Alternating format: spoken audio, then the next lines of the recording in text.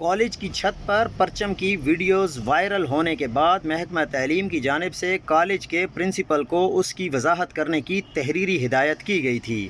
College principal نے اپنی درخواست میں کہا ہے کہ انہوں نے محض حوصلہ افزائی کے ارادے اور بغیر کسی سیاسی تشہیر کے یہ کام کیا ہے۔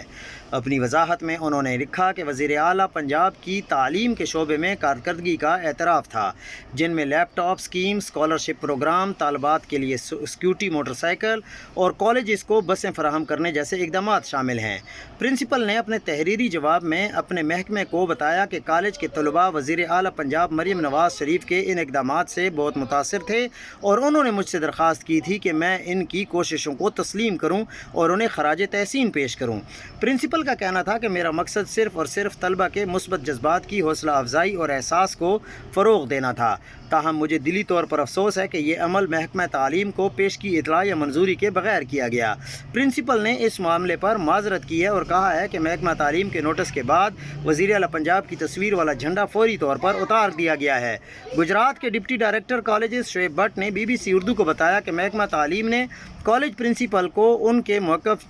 جواب کے بعد وارننگ لیٹر دے دیا ہے اور مستقبل میں ایسے کسی کام سے محتاط رہنے کی ہدایت جاری کر دی ہے۔